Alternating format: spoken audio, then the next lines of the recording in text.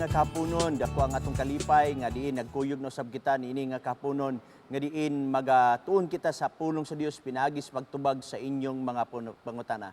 Busa hangyon ko kamo sa pagduko sa inyong mga ulo, magaampo kita. Salamat o Diyos sa imong paguban kanamo, salamat sa imong gugma, salamat usab sa tanang butang nga among nadawat, pangayon namo ang imong balaan nga kaalam, aron masabtan namo ang imong balaang pulong. Salamat o Diyos sa imong pagtubag sa among mga pag-ampo kay kini among gipangayo sa ngalan ni Jesus Christ. Amen. Bueno, sa makausap sad no, nay daghang mga text questions diri nga angay nato tagaan og pagtagad. Kung aduna kamoy mga pangutana, moapir man diha sa inyong screen ang number nga diin didto nyo i-text o baka manawag mo dinhi live aron sa pagtubag sa inyong mga pangutana sa inyong nalibgan mahitungod sa pagtulunan sa Seventh-day Adventist.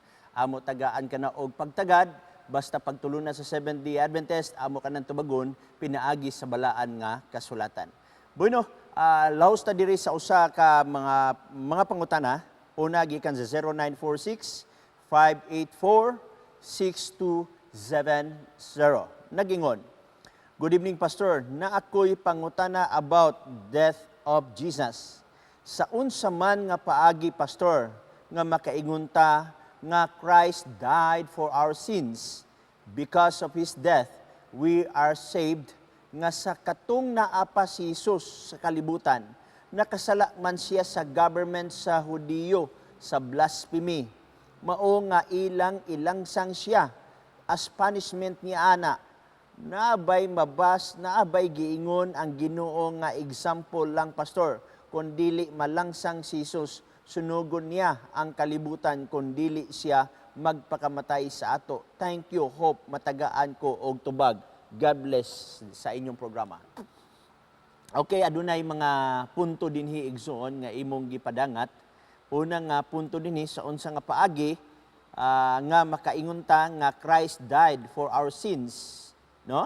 Kay nagingon man kanini because His death we are saved. Nga katong naa pa si Hesus sa kalibutan nakasala man siya sa government sa Hudiyo. Now, atong tan-aw ni igsoon kaning giingon nimo dinhi Christ died for our sins. Naa na sa balaang kasulatan, pero aron maklaro nato ang mao nga mga punto, atong kwaon ang definition sa word nga sin, kung sala.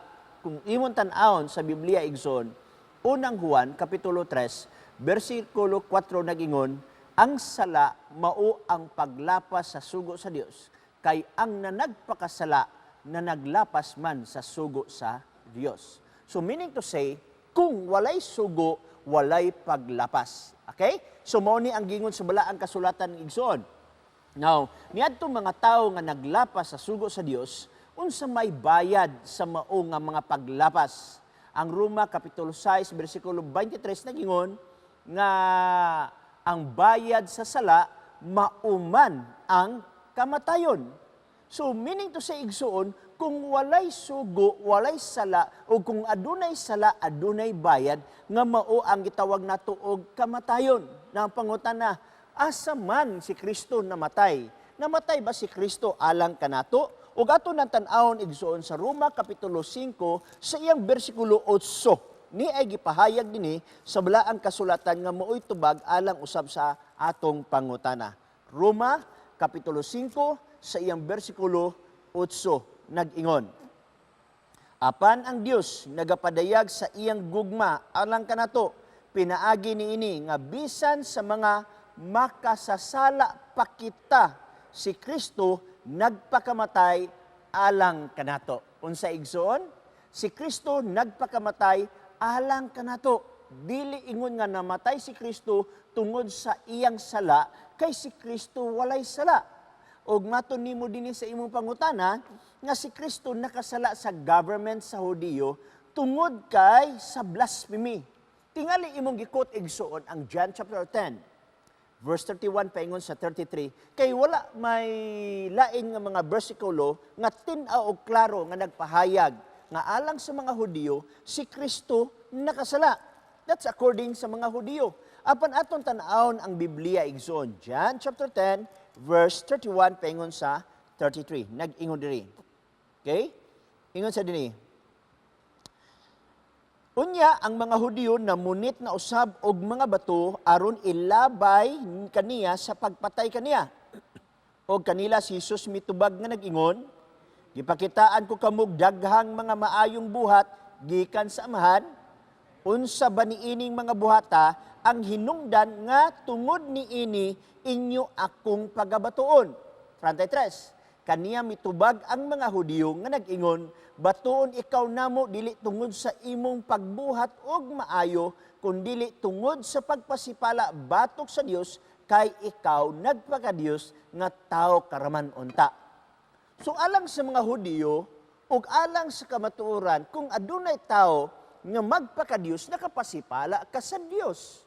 Busa angayan kapatyon. Pero ang pangutana, sa kaso kang Jesus Christ, angay ba si Jesus Christ i-punish sa dihang ilang nakaplagan nga si Christ nagpaka-Dios?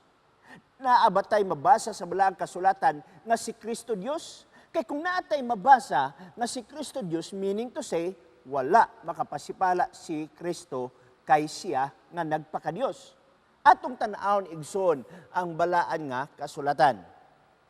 Dini igsoon sa Tito Kapitulo 2 sa iyang bersikulo 13 atong makaplagan nga adunay gipahayag ang balaang kasulatan diri nga tin-aw tataw kayo nga makita nato dinhi nga si Kristo usa ka Dios. Ingon siya dinhi nga nagapaabot sa atong bulahan nga paglaom sa pagpadayag sa himaya ni Jesu-Kristo nga atong dakong Dios ug manluluwas.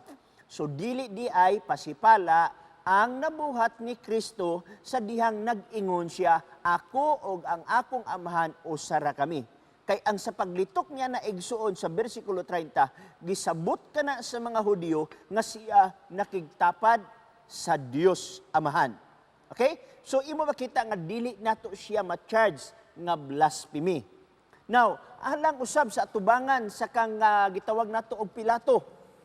Nakasala ba si Jesus Christ sumala sa pag-imbestigar ni Pilato? Naabay kalapasan si Jesus Christ at tubangan sa gobyerno sa Romanhon. Kay ang Hudyo igsoon under sila sa Roman government. Dili pwede magbuhat ang Hudyo og mga pamaagi sa death penalty kay wa sila katungod ni ana. Diha lamang na sa gisaligan sa mga Roman government. Now, aton tan-awon sa John chapter 19 verse 6. Adunay gipahayag ang balaang kasulatan dinhi og tataw tin-aw nga nagpahayag nga nag-ingon. Ingon siya, sa pagkakita kaniya sa mga saserdote nga punuan og sa mga pulis, sila misinggit nga nag-ingon, ilangsang mo siya sa cross, ilangsang mo siya sa cross. Si Pilato miingon kanila, kuhaan ninyo siya og kamoy maglangsang kaniya sa cross, kay wala ako'y nakitang ikasumbong batok kaniya. So sa diyang pagduki-duki, pag-imbestigar, mahitungod sa gisumbong batok kang Ginoong Hesus, nakaplagan ni Pilato nga walay sala si Jesus Christ. So meaning to say, wa gyud tay nakaplagan nga kalapasan si Jesus Christ nining mga puntuha. Atong pangutan-on igsoon ang testimony ni Peter sa 1 Peter chapter 2 verse 21 na ay gisulti dinhi nga diin sukad gyud sa pagministeryo ni Jesus Christ, wa gyud nakakaplag si Peter. 21 verse 21 ug 22 nag-ingon diri. Kay maong gawi ginapagtawag kamo maingon man nga alang kaninyo miantos man usab si Kristo nga nagbiling kaninyo usa ka panig-ignan aron kamo managsunod sa iyang tunob. Siya walay nahimo nga pagpakasala, walay hikaplagang limbong diha sa iyang baba. Walay pagpakasala, walay hikaplagan nga limbong diha sa iyang baba. So, meaning to say igsuon, nga wa gyud siya nahimo. Og sa katapusan nimo nga punto dinhi igsuon, nga matud pa, naabay giingon ang Ginoo nga example lang pastor. Kung dili malangsang si Jesus, sunugon niya ang kalibutan kung dili siya magpakamatay sa ato. Anyway, imo man siya example igsoon. Apan kini mo example, dili man gud ni masuportahan sa balaan kasulatan. Dili pwede nga maghimo tag teaching, doktrina, mahitungod sa wala gisulti sa balaan kasulatan. No? Dili pwede na siya. Meaning to say, atong kaplagon, o sa magituyo ni Jesus Christ sa plano sa kaluwasan. Wala pa buhata ang kalibutan igsuon, nahibalo na ang Dios nga ang kalibutan mahulog sa pagpakasala. Busa sa diha nga wala pa ni siya nabuhat igsuon, nanay plano sa kaluwasan. O atong makaplagan sa Pinadayag Kapitulo 13 sa iyang versikulo 8. Maunay giingon sa Pinadayag 13, versikulo 8, nag-ingon. Og ang tanan na nagpuyo sa yuta, nagsimba kaniya, tanan sila, kinsang mga ngalan, sa wala pa ang pagtukod sa kalibutan, wala mahisulat sa basahon sa kinabuhi, nga iya sa gipatay nga kordero. Unsa dini? Tanan sila, kansang mga ngalan, wala pa sa pagtukod sa kalibutan. Wa pa nga itukod ang kalibutan, igsoon, nahibalo na ang Dios nga mahulog ang tao sa pagpakasala. Busa nag-andam siya og plano sa kaluwasan. Ang naitabo lang igsuon nga, dili pwede ang manulunda mo'y magpakamatay dito sa Kalbaryo sa cross. Dili pwede nga adunay binuhat nga may magpakamatay nini, kung dili mismo ang magbubuhat. Kay walay kapasayloan sa sala. Matod sa Hebreano 9:22, kung walay pag-ula sa dugo, walay kapasayloan sa sala. Busa si Kristo namatay, dili tungod kay siya sad-an apan namatay tungod sa atong mga sala. Bueno, daghang salamat ining pangutana gikan sa 46270 o dirita sa 0906-8432-586. So, kung aduna mo yung mga pangutana, daya lang mo sa number nga naa sa inyong mga screen. Okay? Nagingon dire. Mangutana unta ko sa panutana, Pastor, kinsay una na himuyo dani sa kalibutan? Si Noah, si Moses, o si Isus? O unsa ang mga kalahian sa paggabay sa Ginoo sa ilaha? Salamat kayo. Ang iyang pangutana ni Igsoon, insya nga, kinsa kuno ang una nga nahimuyo. Kining imo pangutana Igsoon, imo giyok si Noah, si Moses, o si Isus? Tama ni si Igsoon, in order na ang imo pagasulti niya na. Una, si Noah, sunod si Moses, sunod si Isus, sa iyang pagpakatao. Pero sa pagpakadiyos ni Kristo, wa pa ang kalibutan, diha na si Kristo. Now, arita kang Noah. Si Noah Igsoon na anak na sulat sa libro sa Genesis, ang libro sa mga pagsugod. Naana sa Genesis Kapitulo 7, Genesis Kapitulo 8, Genesis Kapitulo 9, gisgutan si Noah. Nagsunod si Moses nga makaplagan sa Exodus Kapitulo 2, versikulo 1 ngadto sa 6. O kang Jesus Christ sa iyang pagpakatao sumala sa Mateo 1:21. Pero kung imo tan-awon, wala pa matukod ang kalibutan, diha na si Jesus Christ. Atong tan-awon sa John chapter 17, verse 5. John chapter 17, verse 5. Kuhaan yung ballpen, isulat ang bersikulo, tapos sa mong programa, basa pagbalik kung naabag yun sa balaan nga kasulatan. Busa ang 17, bersikulo 5, nagkanayon. Ingon sa dini. O karon amahan, pasidunggi ako, diha uban gayud kanimo, ni anang kadungganan, nga gihoptan ko kaniadto, uban kanimo sa wala pa ang kalibutan. Okay? Kung sa igunep, pasidunggan ko ikaw. Okay? Kaya gani sa pagpasidungog din ni Igsoon, diha na si Jesus Christ. Wala pang matukod ang kalibutan. Uban na si Jesus Christ dito sa Amahan. Busa kung himutan-awang gani ang Biblia da Genesis 1:26, nag-ingon diha nga buhaton nato ang tao sa atong. Plural na siya. Meaning to say, diha ang Amahan, diha usab si Jesus Christ, nga mo'y nagbuhat sa langit o sa yuta. So sa imong pangutana Igsoon, asay una, yes, si Noah, sunod si Moses, sunod usab dayon si Jesus Christ sa iyang pagpakatao. Pero sa wa pa siya matao, wa pa matugod ng kalibutan, diha na si Jesus Christ. Ang sunod nimong punto din ni Igsoon nagingon, ug unsa ang kalainan sa paggabay sa Ginoo sa ilaha? Salamat kaayo. Okay? Walay kalainan Igsoon. Nga naman, kung imong tan-awon sa Hebreano kapitulo 11, okay? Dalikatan na to og abri ang balaang kasulatan. Hebrehanon 11, imo makaplagan dinhi nga may misyon si Noah nga gihatag ni Jesus Christ o sa Dios nga kaniya. Ingon siya dinhi, tungod sa pagtuo si Noe, napasidan-an siya sa Dios, mahitungod sa hitabo, wala pa makita, mitagad sa pasidaan sa iyang gibuhat ang arka alang sa pagluwas. So meaning to say, gitagaan siya og trabaho sa Ginoo nga maghimo siya og arka alang usab sa pagluwas sa mga katawhan. Tungod kay atong makitaan, sumalasay ni si Sais, nga grabe na kayo ang pagpakasala. Mismo pa lang og ganahuna, mismo pa kasing-kasing, lalom na nga pagpakasala. Og nakita sa Dios nga daga-deteriorate ang moralidad during sa panahon ni Noah. Busa ang Dios nagplano nga hinluan niya ang kalibutan, pinaagi sa tubig. Apan dili pwede nga i-wipe out niya ang tanan nga mga kaliwat sa tao. Ang iyang mga tao, iyang gitaganan og arka.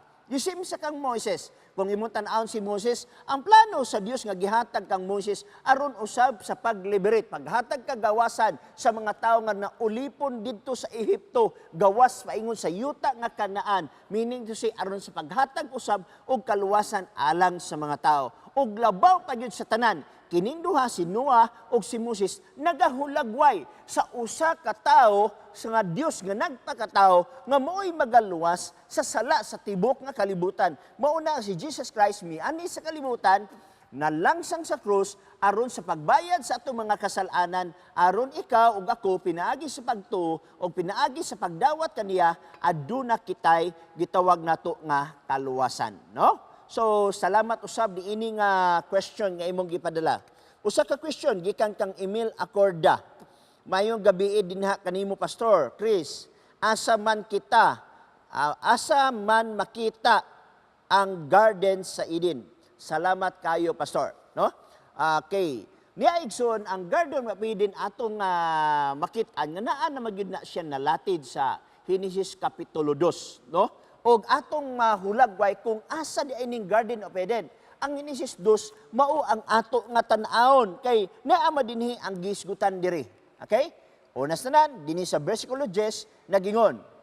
Og migula gikan sa Eden ang usa ka suba sa patubig sa tanaman og gikan didto nabahin kini og nahimong upat ka mga sanga. So gikan sa Garden of Eden na ay usa ka dako nga suba ni igsuon nga ang mga talamnon nabuhi nini nga mga tubiga og sa tumoy ni ini gawas sa Garden of Eden nabahin na dayon sa upat ka mga suba. O kini nga mga upat ka suba igsuon wala na kini sa atong kapanahunan karon. Pero ginganlan dinhi sa balaang kasulatan igsuon nga naa diha ang Sidon, ang Gihon, ang gitawag nato og Euphrates. Og naa sa bersikulo 11, atong basahon ang bersikulo 11. Ang ngalan sa usa Pison, kini mao ang nagalikos tibuok yuta sa habila nga didto adunay bulawan. Yuta sa habila. Giingon gihuna-huna sa ubang theologian nga kining yuta sa habila mao ang Mesopotamia. Busa aduna sila'y konklusyon nga kining gitawag og Garden of Eden na adito nahimutang dapit sa Iraq. Pero dili na siya conclusive igsuon. Kay nganuman daghan usab theologian nga mo al kontra diha, no? Pero atong sumpayan sa pagbasa iha nato tagaan og kinatibuk-an nga komentaryo. Bersikulo 12, og ang bulawan ni adtong yutaa maayo didto usab may dilyo, onyx og bato. Okay? So ang naa sa Pison, mga mahalalon nga mga bato naa dito, naa sa dito ang bulawan. Unya, nag-ingon din ni sa bersikulo 13, og ang ngalan sa ikaduha, kasuba, Gihon, kini mao ang nagalikos sa tibok nga yuta sa Ethiopia. Okay? So, ang uban sa mingon nga, di man gyud tingali na dapit sa Middle East. Tingali dito na dapit sa Africa. Anyway, adunay possibility, kaya dako magyug kaayo tong Garden of Eden nga paggawa sa maong suba adunay upat ka mga tumoy sa mga suba nga nabahin, no? Arita sa gitawag ikatulo. Og ang ngalan sa ikatulo ka suba gitawag og Hidikil, kini mao ang nagapadulong ngadto sa atbang sa Assyria og ang ikaupat nga suba mao ang Euphrates. So na di ay no, imo makita ang gitawag nato og upat ka mga suba igsuon, pero asa naman ning upat ka mga suba? Dili ta ka conclude igsoon nga kining Euphrates dinhi nga mao kining Euphrates nga naa dinhi karon sa Israel. Although adunay mga theologian nga nagyong nga mao kana. Di sa ta kaingon nga kining word nga Hidikil mao ni ang Tigris, kay ang ubang theologian igsoon nagingon nga kanang Hidikil mao na ang Tigris nga river. Pero kining Sidon ug Gihon wala na kuno ni. Pero ang kinatibuk-an sa kamatuoran igsoon mo ni. Kining mga butang nga naguba pinaagi sa gitawag na tuglunop. Naa makaplagan igsoon sa gitawag nato og ikaduhang Pedro kapitulo 3 bersikulo 6. Adunay gipahibalo diri ang balaan kasulatan nga diin kini nga bungkag tungod sa unsa sa gitawag og lunop. 3 signs. Nga pinaagi niini ang kalibutan naglungtad kaniadto, gilunupan sa tubig og nalaglag. Gilunupan sa tubig og nalaglag. So ato ning tiuson karong tudtod. Break muna.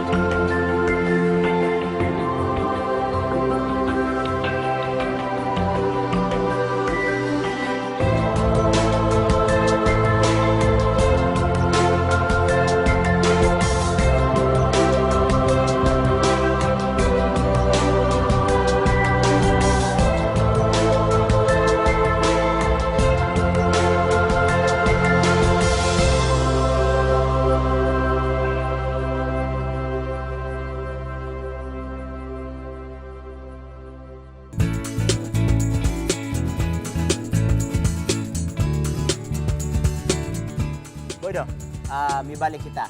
So ato makaplagan ni Zon nga kini siya dili na nimo matrace kay grabe biyag gyud kaayo ang lunop niya ng panahon na igsoon. Dili lamang pinaagi sa ulam nga 40 days.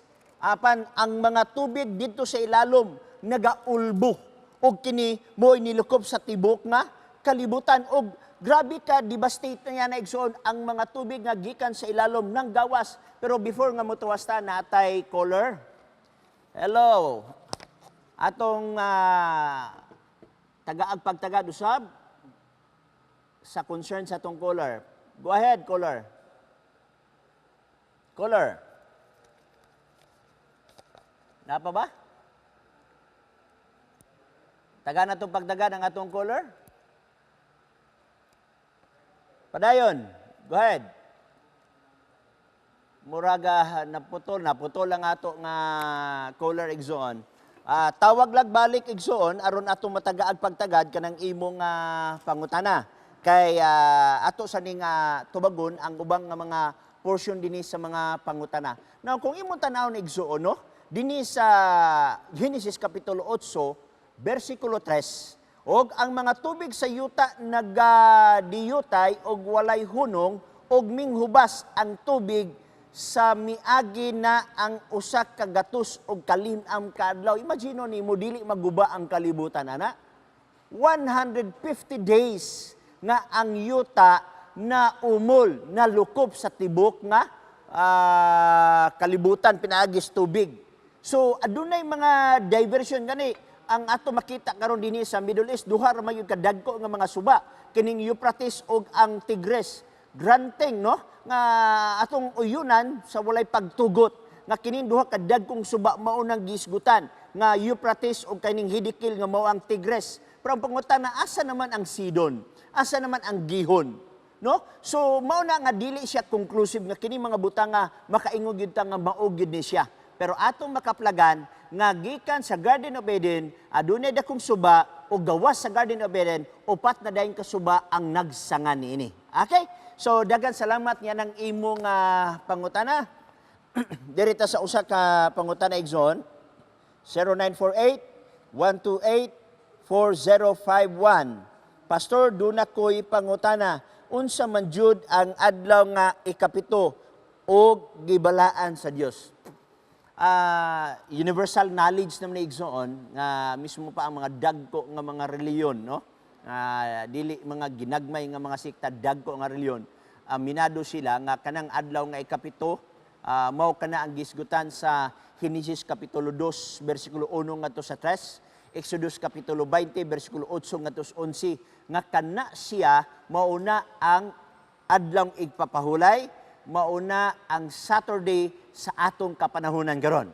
Kung imong tan-awon igsoon, bisan pa man gani sa Catholic Bible sa gitawag nato og listahan sa mga pulong, kanang pakapin sa Bible sa Catholic na naay mga listahan sa pulong nga ang kahulugan sa adlaw ipagpaulay Sabado gayud siya. Kung imong tan-awon igsoon sa bisag mo sa dictionary, Saturday the 7th day of the week, Sunday the first day of the week. Kung imo sang tan-awon igsoon sa gitawag natog the oldest museum igsoon, the Smithsonian igsoon, imo makita nga mo pamatud usab nga kini siya nga ikapitong nga adlaw nga gitawag og adlaw pagpahulay sa Biblia, mao-usab ang gitawag natog Saturday. Bisan pa man sa kalendaryo imong tan-awon, ihapon nimong kalendaryo nag-start sa Sunday, di ba pula man na, mao nang una. Ihap ka, pag-abot sa ikapito, maugyod ang Saturday. So sa imong pangutana igsoon, unsa ni ikapito, mauni ang Saturday, no? Gani kung imong tan-awon ang tibuok nga kalibutan, nagsilibrar mahitungod sa pagkabanhaw ni Jesus Christ sa unang adlaw sa semana. Lucas kapitulo 24 bersikulo 1, Mateo kapitulo 28 bersikulo 1, o uban nga mga bersikulo na nagapamatuod nga nabanhaw si Jesus Christ sa unang adlaw. O kung imong tanawon igsoon tibok nga kalibutan, labi na sa gitawag og Semana Santa. Pag abot sa Domingo, nagprosesyon ang mga tao sa adlawng Domingo. O sa Biblia, giingon nga unang adlaw sa semana kana. So before sa unang adlaw nga maong Domingo, unsa man na mauna ang ikapitong adlaw nga Sabado. Muna nga maingon ko ang tibok kalibutan, universal na siya, nga accepted sa tibok nga kalibutan, nga ang ikapitong nga adlaw sa semana, Sabado. Gikan sa Old Testament, ngadto sa New Testament, when in fact, wa na tayo nakita nga bersikulo sa Biblia, nga ang Dios naghata og sugo, nga wala na ning adlong Sabado, gipulihan na ning Domingo. Wa tayo mabasa ni ana igsoon. Wa sa tayo mabasa igsoon nga ang adlaw Domingo gisugo sa Dios nga mao na ni ang adlaw nga igsisimba, mao na ni ang adlaw nga balaan, mao na ni ang adlaw nga gipuli sa adlaw ipagpaulay. Wa tayo mabasa ni ana igsoon. So walay command, walay sugo. Makamatigod ba mo igsoon na abay nagwali dito sa daklilaing nga mga simbahan aside sa Seventh-day Adventist nga kung ang adlaw Domingo musuri ka sa Urorama o sa Gaisano na ay corresponding paghukom, na ay gitawag nato nga punishment, na batay mabasa dinhi bisan sa New Testament nga ang naglapas sa unang adlaw sa semana nga maong Domingo na ay punishment. Wala kay mabasa dinhi igsoon nga na ay gipunish sa mga apostoles sa ilang church tungod sa paglapas sa Domingo. Nganong wa kay mabasa igsoon? It is because walay mabasa sa Biblia nga gisugo sa Dios nga ang adlaw Domingo adlaw balaan, adlaw gipahulayan o adlaw nga igsisimba. Wala tay mabasa diha igsoon sa balaang kasulatan. Busa among gikalipay sa pagpahibalo sa tibok nga maabot nini atong Sibya. Show me sa bersikulo sa balaang kasulatan nga ang Dios sa New Testament, show me nga nagsugo nga ang adlaw Domingo maunay hulip sa adlaw ipagpahulay ikapito nga adlaw sa semana. I hope nga ato nang nakuha, kung aduna mo'y follow-up o pangutana, daya lang mo sa number nga naa diha sa screen o atong tagaan o pagtagad ang inyong mga bulawanon nga pangutana mahitungod sa inyong libgan sa pagtulunan sa Seventh-day Adventist. Dirita sa 0917-6384-807. Nagingon, Pastor, maimperno ba ang tao nga nagsimba sa adlaw nga Domingo? Maimperno ba kuno ang tao magsimba sa adlaw Domingo? Actually, igsoon, ang atong simbahon si Jesus Christ. Kung ang inyong pagsimba mahitabo man sa adlaw Domingo, depende na sa inyong motive. Kay ang pagsimba sa Dios, pwede ka kada adlaw ka musimba sa Dios. Musimba ka sa Lunes, walay problema. Musimba ka sa Martes, walay problema. Ang pangutana diha kung ang imong intention sa imong kasing-kasing, gipulihan nimo ang sugo sa ikapat nga subo sa napulo ka sugo diha sa Exodus Kapitulo 20 nga nag-ingon, hinumduman mo ang adlaw ipagpahulay sa pagbalaan nini, unom ka adlaw magbuhat ka, ikapito ka adlaw mo pahulay ka, kung kanang sugua ang imong intensyon, malaon na siya og pulihan sa unang adlaw sa simana, mauna ang dakong questionable igsoon. Walay tao nga makapapuli sa sugo sa Dios. Ang sugo sa Dios, balaan, matarong og maayo, maunang giingon sa Roma Kapitulo 7, versikulo 12. Ang sugo sa Dios, espirituhanon, maunang giingon sa Roma 7:12. Og ang sugo sa Dios, nagingon ang Ecclesiastes 12:13, nga katungdanan sa tao ang pagtuman niini. Dili mahimo nga ang sugo sa Dios, pulihan og sugo sa tao. So kanang imong intensyon, nga ang Domingo mo ipuli sa Sabado, maunay dako kayo nga questionable. Pero sa pangutana, pwede ba sala ba musimba ka panahon sa Lunes, Martes, tibuok semana, wayalay sala kay ang pagsimba sa Dios pinaagi sa espiritu sa kamatuoran. Pero hinumdumi, ang Dios adunay usa ka adlaw nga gitagana alang sa katawhan sa Dios nga kita tanan mangundang sa pagpandarbaho gikan sa unom ka adlaw mopahulay kita sa ikapito ka adlaw papahulayon bisan imong sulugoon nga lalaki, bisan imong sulugoon nga babae, bisan ang imong kahapyupan kay mao kana ang sugo sa Dios nga gihatag kanato. I hope nga kini nga mubo nga pangutana makahatag kanato og kahayag. Bueno, aduna kitay caller. Go ahead, caller, kung sa imong concern. Hello, Pastor. May gabi. May gabi usab, diha kanimo. Okay, yung programa sa pangutana, Pastor. Okay? Narigay pangutana, Pastor. Okay. Iwan ka po. Sige, padayon. Primero pangutana. Sa wala pa gibuhat ang adlaw, asa nag-revolve ang kalibutan within 3 days. Ano ba sa Pastor? Okay. Daghang salamat niya, Exxon. Ikaw ga-refer sa Genesis Kapitulo 1. Ang Genesis Kapitulo 1, Exxon, kanang imong giingon nga adlaw, kay tinuod magina Exxon, ang adlaw gibuhat didto sa ikaupat nga adlaw. So ang imong pangutana, unsay basihanan sa adlaw, sa unang adlaw, ikaduhang adlaw, ikatulo, nga dito naman gihatag sa gitawag na tuog ikaupat nga adlaw.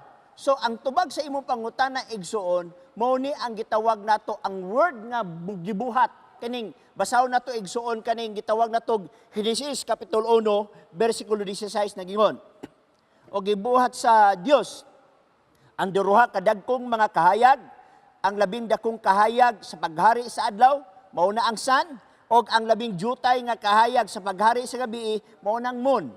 Ang word diri sa versikulo 16 igsuon nga gibuhat gikan na sa word nga asa sa Hebro nga pinulungan. So ginlang ko ikaw igsuon, kini magud atong Cebuano nga pinulungan, dili kayo makahulad sa tinuod nga kahulugan sa Hebro. Kay ang inspired ang Hebro, ang translator dili. Kining word nga asa nga gitranslate sa word nga gibuhat. Ang kahulugan ani kung imong tan-awon sa Hebro nga pinulungan igsoon, meaning to appoint. So, ang word nga to appoint igsoon, diha na siyang daan, gi-appoint lang. Okay? At least ato na siyang nasabtan. Kay nga naman, ang si Moses magod igo rang ga record sa iyang nakita. So, meaning to say, diha na daan ang adlaw pag-abot sa ika-16, kanang word og gibuhat meaning gi-appoint. Okay? Kanang word nga gi-appoint meaning diha na daan. For example, gi-appoint ka nako nga mahimong manager sa bangko. Pag-appoint nimo sa wa pa ka gi-appoint, diha na ba di kadaan? Yes, diha na ka. Pero wa pa ka ma-manager. Pero sa diha gi-appoint na ka, na manager ka na. So meaning to say, pag-ingon nga gi-appoint asa sa Hebro, gi-appoint igsoon, meaning to say, diha na daan ang adlaw, gi-introduce lang, diha na sa ikaupat nga adlaw. Mao na ang gisgutan dinhi igsoon. Padayon igsoon sa imong sunod nga pangutana. Pangutana, Pastor. Why is the weekly Sabbath never quoted in the New Testament? Come again? Why is the weekly Sabbath never quoted in the New Testament? Weekly usab kay mura og ang akong sound. Why is the weekly Sabbath never quoted in the New Testament? I-broaden ko rin imong pangutana igsoon kay di nako makuha. Okay, Pastor. Salamat, Pastor.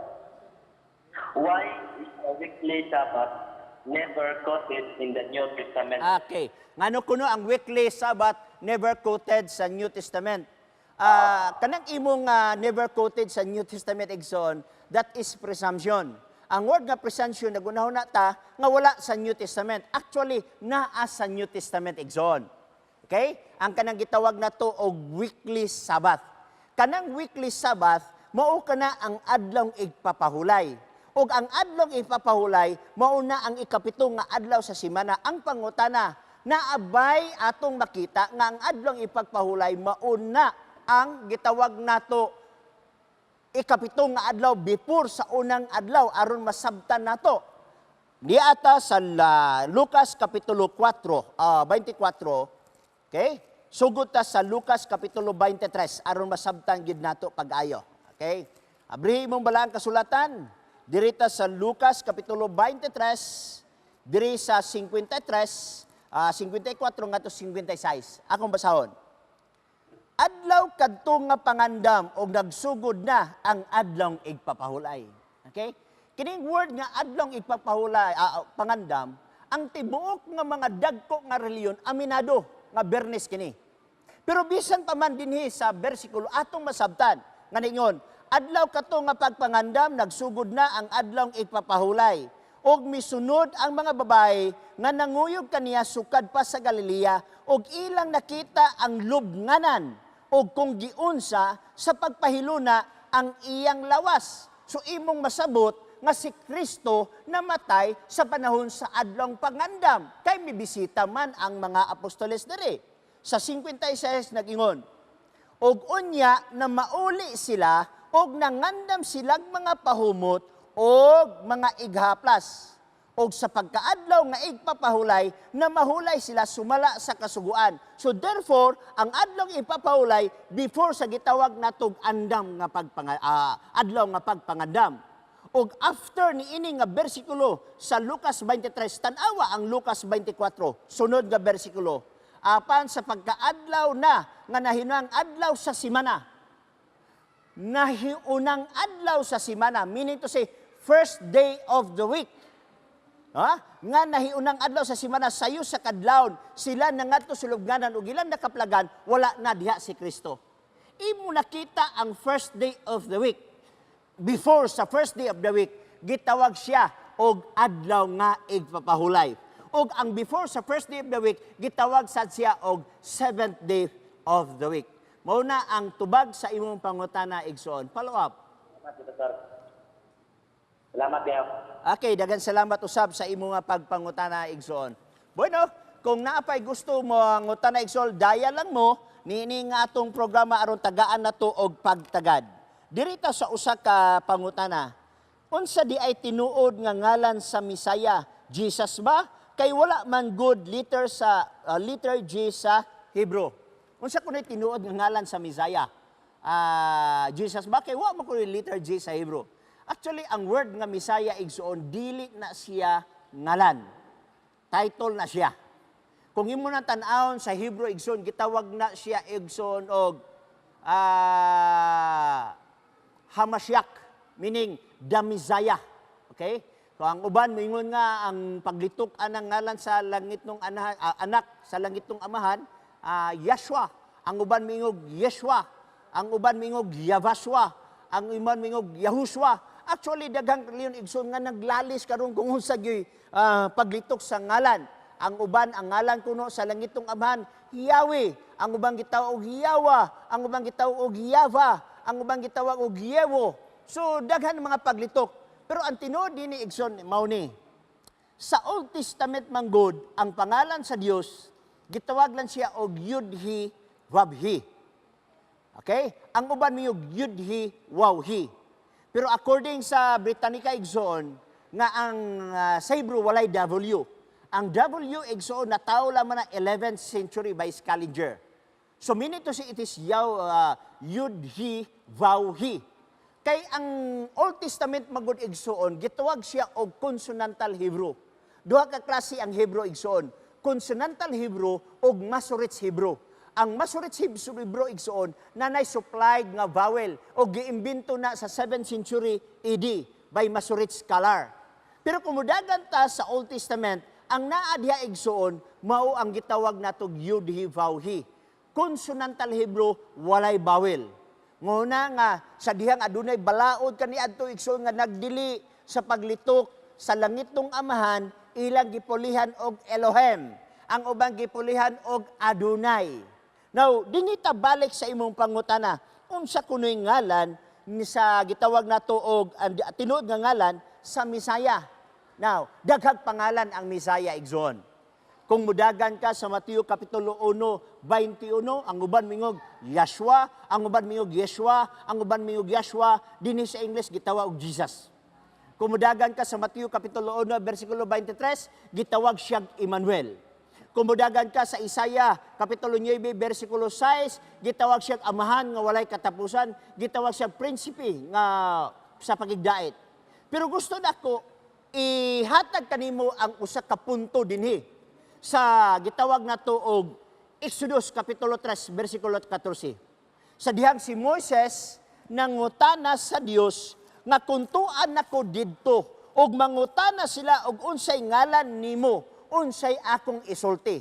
Exodus Kapitulo 3, versikulo 14 og 15. Nia ang pahayag dinhi igsoon. Nag-ingon siya dinhi. Sugutas 13. Og miingon si Moses sa Dios, ani karon kung makadangat sa mga anak sa Israel og magaingon ako kanila ang Dios sa inyong ginikanan, nagsugo kanako nganhi kaninyo ug kung sila mangutana kanako kinsa ang iyang ngalan, unsa ang ikatubag ko kanila. Bersikulo 14 ingon ang Dios, og mitubag ang Dios kang Moises, ako man mao ako. Og miingon siya, mao kini ang igaingon mo sa mga anak sa Israel, ako man mao ang nagsugo kanako nganhi kaninyo. I am that I am. Gitawag sa Hebrew og iyi, asher iyi. Kining word nga iyi, asher iyi igsoon, I am that I am. The same nga kahulugan nga nalitok sa John chapter 8 verse 58 nga nag-refer kang Jesus Christ. Atong tan-awon ang Juan Kapitulo 8 sa iyang versikulo 58. Nag-ingon siya dinhi sa pahayag sa balaan nga kasulatan. 8:58. Ingon siya dinhi. Si Jesus miingon kanila, sa pagkatinuod, magaingon ako kaninyo, so wala pa si Abraham, mauna ako. Before Abraham, was I am. Kanang word I am, gikan sa Greek word nga ego eme. May kalabutan sa gisgutan sa Hebrew word dito sa Exodus 3:14 nga iye, asher iye, meaning I am that I am. So si Jesus Christ, usa sa iyang pangalan, gitawag siyag I am. Daghan siyag pangalan igsoon na ang pangutana. Now, ang ngalan sa anak, matranslate ba day? Yes, matranslate. Kay siya ang nagdiscovery, siya ang nag-introduce sa unsa, sa mga pinulungan. Okay? Dinhi gani igsoon sa paglangsang ni Jesus Christ, tulo ka klase nga pinulungan nga naa dito sa cross, na ay Latin, na ay Hebrew, na ay Greek. So meaning to say, matranslate ang ngalan. So kung dini sa Pilipinas, gitawag siya og magbabaya, walay problema. Kung dito sa Amerika, gitawag og God, walay problema. Kung dito sa Israel, gitawag og Yahweh, Yawa, Ibo, kung giyon sa paglitok, walay problema. Kay nga naman, ang Biblia igsuon sa unang hari, 8:43, adunay pahayag ang Biblia og mauni ang giingon. Okay? 8:43, nag-ingon siya dinhi, mamati ka diha sa langit nga imong puloy-anan og buhata sumala sa tanang pagtawag sa lumalangyaw kanimo. Buhata sumala sa pagtawag sa lumalangyaw kanimo. Ang Pilipinas langyaw man dito sa Israel. Kung gitawag siya sa mga ditibo og magbabaya, walay problema. Kung gitawag siya Dios kay dugay man ang katsila dinhi og Dios, walay problema. Kay tawaga siya sumala sa pagtawag. No karon, sa tibok nga kalibutan na ay nagka-uniform ang tibok nga kalibutan nga tawagon siya og Jesus. Naabasad siya gisgutan sa balaang kasulatan. Ang maunga mga punto? Yes. Tanaw na to sa unang Timoteo, Kapitulo 3 sa iyang versikulo 16. Nag-ingon. Ingon siya dinhi, og dili malaklis nga dako gayud ang tinago sa atong tinuhuan. Ang Dios na dayag diha sa lawas. Kinsa man ang Dios nga dayag sa lawas? Si Jesus Christ. Sunod, nahimatud-an nga matarong diha sa espiritu. Kinsa man ang nahimatud-an sa espiritu? Si Jesus Christ. Sunod, nagingon ang bersikulo, nakita sa manulunda, giwali taliwala sa kanasuran. Kinsa may ngalan nga giwali sa taliwala sa kanasuran? Yes, Jesus ang ngalan nga giwali sa taliwala sa kanasuran. Busa igsoon imo makaplagan nga kining ngalan nga Jesus mauni ang gigamit sa tibok nga kalibutan. Boy no, kay napupos naman ang ato nga panahon igsoon, dako kayo ang akong kalipay sa inyong mga pangutana, labi na sa inyong pagpanawag, busa sa sunod usab nato nga paghimamat, pwede na sad mo mag-andam sa inyong pangutana o ipangutana dinhi. Dinhi lamang sa ato nga Hope Channel Cagayan de Oro City, sa ngalan ni Pastor Mamirto Gingging, ang atong Communication Director o Station Manager, kini si Pastor Chris Bacalares Mingon. Siya nga nagpakamatay aron sa pagpatunhay sa kamatuoran, mauray angay nga mabuhi. Magampo ta. Salamat o Diyos sa imong pag-uban kanamo, salamat sa imong gugma, salamat sa imong kaalam, salamat sa Blang Espiritu nga imong gipadala. Among gipangayo ang tibuok nga proteksyon, hilabi na usab sa pagpaminaw namo sa tagna sa paglaom. Salamat tintanan kay kini among gipangayo sa mahal nga ngalan ni Jesus Christ. Amen.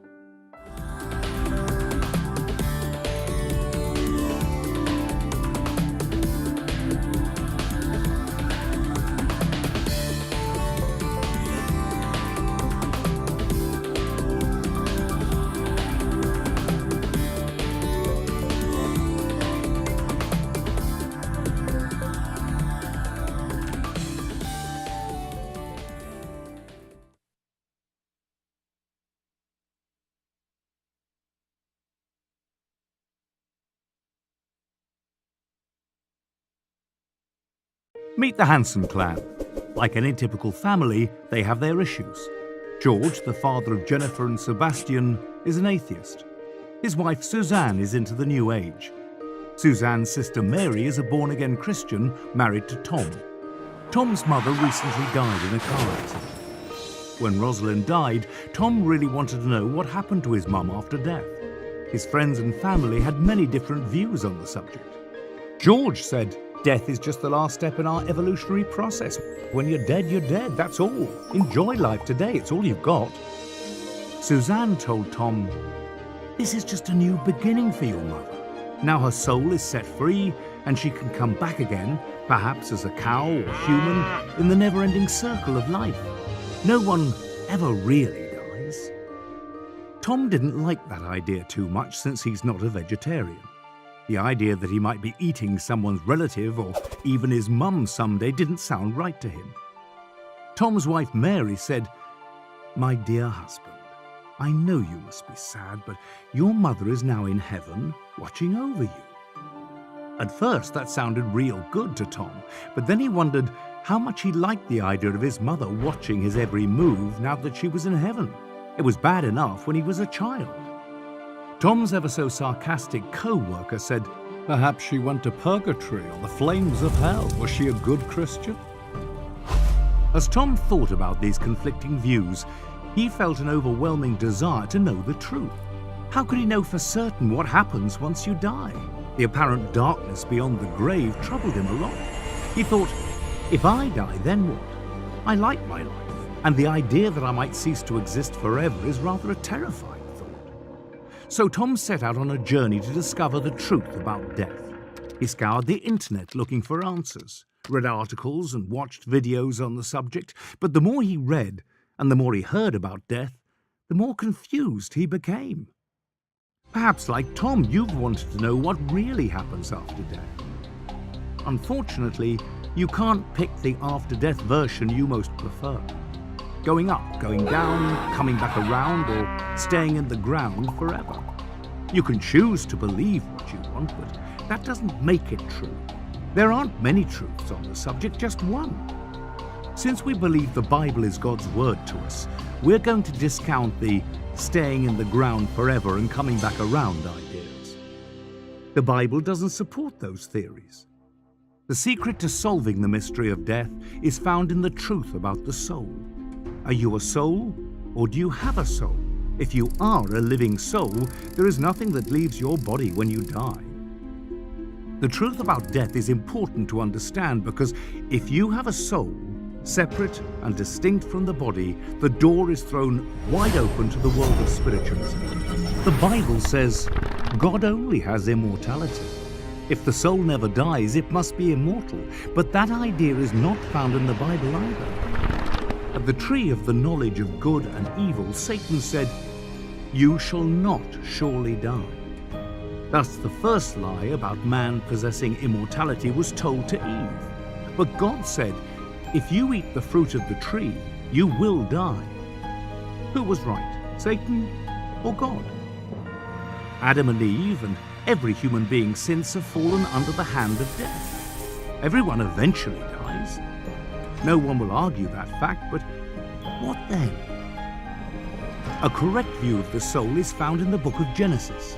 It says, "The Lord God formed man of the dust of the ground and breathed into his nostrils the breath of life, and man became a living soul."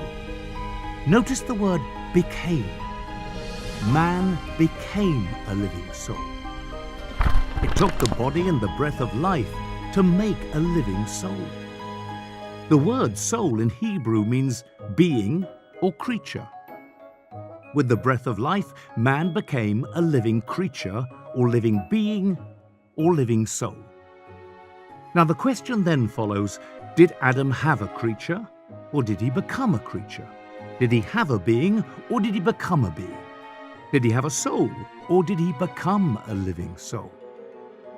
A simple reading of the text makes it clear he became a living soul.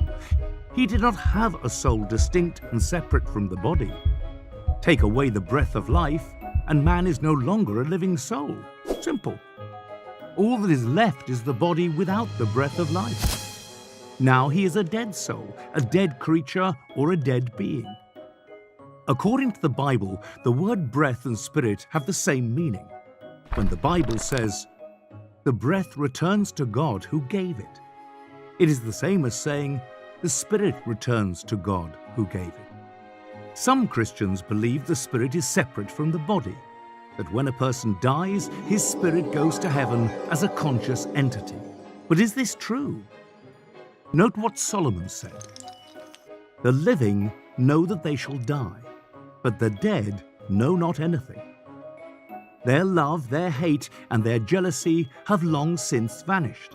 Never again will they have a part in anything that happens under the sun." Tom's mother didn't go to heaven the day she died, which means he can breathe a sigh of relief. She won't be watching over his every move. The breath of life returned to God who gave it, and her body returned to the dust of the earth. God said, "Dust you are, and to dust you shall return." God banished Adam and Eve from the tree of life so that man would not live forever. It makes no sense then to say that when they died, they would live forever. either in the flames of hell or go directly to heaven as a spirit. The prophet Ezekiel said, "The soul that sins it shall die." And David said, "When a man dies, in that very day his thoughts perish." Jesus and many other Bible writers compared death to a sleep. When his friend Lazarus had been dead for 4 days, Jesus said, "He is asleep." His disciples didn't understand, so Jesus said plainly, "Lazarus is dead." When people die, they sleep in the grave until the resurrection. When you go to bed at night and wake up in the morning, 8 hours seems just like a moment in time. So it will be with the sleep of death. But what about people who say their loved ones came to them in the night and told them about heaven? Once you understand this simple truth about death, it becomes apparent that all spiritual manifestations of people who have died are illusions. Evil spirits posing as deceased friends and family who really are still in the grave. It's not difficult for evil spirits to appear as someone from the past. It happened to King Saul when he went to the witch at Endor and an evil spirit impersonated the prophet Samuel. The truth about death exposes the lies of Satan and reveals the many ways he has deceived people on earth. Paul wrote to Timothy, "The Spirit clearly says that in later times some will abandon the faith and follow deceiving spirits and things taught by demons." Tom finally discovered the truth about death. It's just a sleep until the resurrection. He doesn't go up, down, or come back around, and he doesn't have to worry about his mum watching over his every move or eating a distant relative someday. Best of all, because of Jesus, he won't pass into oblivion. He can have life after death, eternal life. And that, my friend, is the truth about death. Of course. Sometimes. Why not? Yes. My brother. My mom. And of course, my dad. The policeman. Boss. My teachers. My grandpa. When I'm threatened. When he stares at me. When I hear his whistle. When they raise their voice. When they call me by my full name. Whenever he calls me like this. Hey, come on, bro. Because they're the law. He's older than me.